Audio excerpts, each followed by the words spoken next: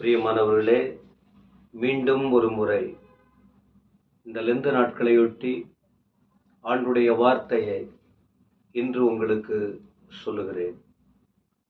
மிக அருமையான வார்த்தைகள், உங்களுடைய வாழ்க்கைக்கு தேவையான வார்த்தைகள். நேற்றைய தினத்தில் உங்களுக்கு குறிப்பிட்டேன், ஆண்டவர் இயேசு அன்பு கூர்ந்தார். யாரிடத்தில் அன்பு கூர்ந்தார் என்று ஒரு 2 காரியம் குறிப்பிட்டேன். இன்றைக்கு இன்னும் ஒரு வார்த்தை குறிப்பிடுகிறேன். யோவான் 17ஆம் அதிகாரம் 8ஆம் வசனம். நீர் எனக்கு கொடுத்த வார்த்தைகளை நான் அவர்களுக்கு கொடுத்தேன். அவர்கள் அவைகளை ஏற்றுக்கொண்டு நான் உம்மிடத்திலிருந்து புறப்பட்டு வந்தேன் என்று நிச்சயமாய் அறிந்து நீர் என்னை அனுப்பினீர் என்று விசுவாசித்திருக்கிறார்கள். இந்த வார்த்தைகளை கவனித்து பாருங்கள். ரொம்ப விளக்கம் கொடுக்கவில்லை. அவர் அன்பு செலுத்தினதற்கு காரணம், அவர்களிடத்தில் முடிவு பரியந்தம் அன்பை செலுத்தினதற்கு இன்னொரு காரணம், அவர்கள் என்ன செய்தார்கள்? ஆண்டவர் இயேசுவை விசுவாசித்திருக்கிறார்கள். விசுவாசம். ஆண்டவர் எல்லாரையும் நேசிக்கிறவர் தான். ஒரு குறிப்பிட்டவர்களை மட்டும் அவர் நேசிக்கிறவர் இல்லை. எல்லாருக்கும் அன்பை கொடுக்கதான் ஆண்டவர் இந்த உலகத்துக்கு வந்தார். ஆனால் குறிப்பா இந்த இடத்துல அவர் ஜெபிக்கும் போது, இது ஒரு ஜெபத்தின் அதிகாரம். ஆண்டவர் இயேசு இந்த பூமியில் வாழ்ந்த போது ஜெபத்தை குறித்த விளக்கங்கள், விவரங்கள் தான் இதில் சொல்லப்பட்டிருக்கிறது. அதிலே அவர் சொல்லுகிறார், நீர் எனக்கு கொடுத்த வார்த்தைகள். வார்த்தைகள் பிதாவானவர் இயேசுவுக்கு கொடுக்கப்பட்ட வார்த்தை. இதை அவர் என்ன செய்திருக்கிறார்? தம்மோடு இருக்கிறவர்களுக்கு கொடுத்தார். வார்த்தையை அவர் கொடுத்தார். அவர்கள் வார்த்தையை கேட்டார்கள். என்ன செய்தாங்க பாருங்க? ஏற்றுக்கொண்டார்கள். ஆண்டவர் பேசும்போது அந்த வார்த்தையை ஏற்றுக்கொள்ளணும். ஆண்டுடைய வார்த்தையை புறக்கணிக்க கூடாது. அந்த ஆண்டவர் நேரடியாக அவர்களுக்கு கொடுத்தார். இன்றைக்கு பல விதங்களில் நமக்கு வார்த்தைகள் கொடுக்கப்பட்டு கொண்டிருக்கிறது. நாம் அதை ஏற்றுக்கொள்ள வேண்டும். திரும்ப சொல்லுகிறார், நான் உம்மிடத்திலிருந்து புறப்பட்டு வந்தேன் என்று நிச்சயமாய் அறிந்து நீர் என்னை அனுப்பினீர் என்று விசுவாசித்திருக்கிறார்கள். இயேசு கிறிஸ்து பரலோகத்திலிருந்து வந்தவர், பிதாவினால் அனுப்பப்பட்டவர்.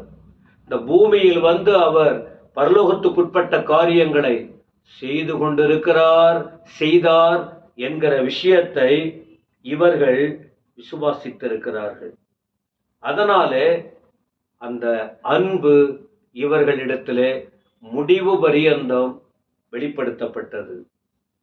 எத்தனையோ பிரச்சனை வந்தது, எத்தனையோ சோதனைகள் அவர்களுக்கு ஏற்பட்டது. ஆனால் அவர்கள் ஆண்டவரை விட்டு விலகி போகவில்லை. அவர் கூடவே இருந்து, கூடவே உண்டு, உறங்கி, ஊழியம் செய்து, தேவ ராஜ்யத்துக்குட்பட்ட காரியத்தை கற்றுக்கொண்டு ஒப்பு கொடுத்தார்கள், செயல்பட்டார்கள் என்பதை இந்த வசனத்தின் மூலம் அறிந்து கொள்ளுகிறோம். அது மட்டுமா? இன்னும் ஒரு காரியம் கூட பாருங்கள். இதே 17ஆம் அதிகாரத்தில் 9ஆம் வசனம். நான் அவர்களுக்காக வேண்டிக் கொள்ளுகிறேன். நீங்க எனக்கு கொடுத்தீங்க, என்னோடு அவர்கள் இருக்கிறார்கள், அவர்களுக்காக நான் வேண்டிக் கொள்ளுகிறேன். உலகத்துக்காக வேண்டிக் கொள்ளாமல் நீர் எனக்கு தந்தவர்களுக்காக வேண்டிக் கொள்ளுகிறேன். ஏன்? அவர்கள் உம்முடையவர்களாயிருக்கிறார்கள். இதெல்லாம் ஆண்டுடைய முன்குறிப்பு பாருங்கள். பரலோகத்தின் முன்குறிப்பு பாருங்கள். அவர்கள் உமக்கு சொந்தக்காரர்கள், உமக்கு சொந்தமாய் இருக்கிறார்கள், உம்முடையவர்களாய் இருக்கிறார்களே. அதனால அன்பு செலுத்தினது மட்டுமல்ல, இவர்களுக்காக அவர் வேண்டிக் கொண்டதை நாம் அறிந்திருக்கிறோம். மார்க்கு 3ஆம் அதிகாரம் 25ஆம் வசனம் இப்படியாய் சொல்லுகிறது.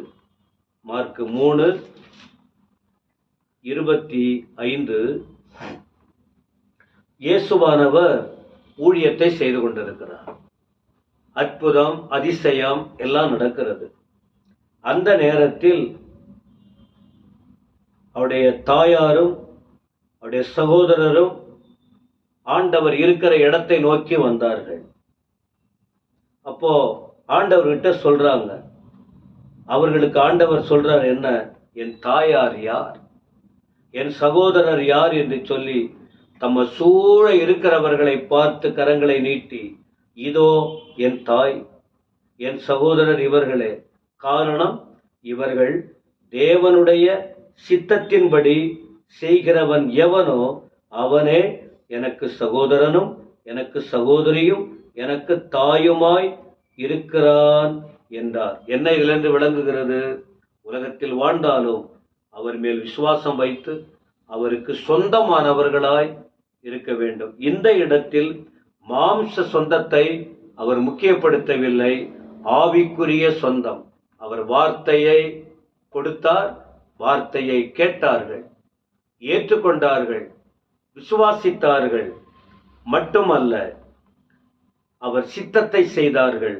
ஆகவே அவருக்கு சொந்தமானவர்கள் என்று சொல்லப்பட்டிருக்கிறது.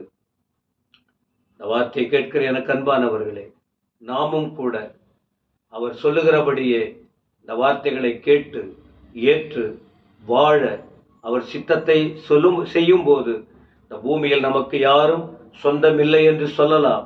அவரே நமக்கு சொந்தமாய் இருக்கிறார். நாம் அவருக்கு சொந்தமாய் இருக்கிறோம். அவர் நம்மை வழிநடத்துவார். வார்த்தைகளை கேட்கிறீங்களே, ஆண்டவரோடு நெருங்குங்கள், தியானியுங்கள். நம்ம பரலோக சொந்தத்தை உறுதிப்படுத்திக் கொள்ளுங்கள். நினைத்து நன்றி சொல்லுங்கள். நமக்கு கிடைத்த அந்த பெரிய பாக்கியத்தை நினைத்து அவருக்கு மகிமை செலுத்துங்கள். ஆண்டவர் உங்களை ஆசீர்வதிப்பாராக. எங்கள் அருமை தகப்பனே, உமக்கு ஸ்தோத்திரம். எங்களுக்கு கொடுத்த அந்த உறவுக்காக ஸ்தோத்திரம், இந்த உரிமைக்காக ஸ்தோத்திரம், இந்த சொந்தத்துக்காக ஸ்தோத்திரம், உம்முடைய வார்த்தைக்காக ஸ்தோத்திரம், எங்களுக்கு நீர் கொடுத்ததற்காக ஸ்தோத்திரம். இதை பற்றி கொண்டு வாழ கிருபைதாரும். வசனத்தை கேட்ட ஒவ்வொருவரும் கூட தெளிவடைந்து ஆசீர்வதிக்கப்பட உதவி செய்யும். இயேசுவின் நாமத்தில் வேண்டுகிறோம் பிதாவே. ஆமென், ஆமென்.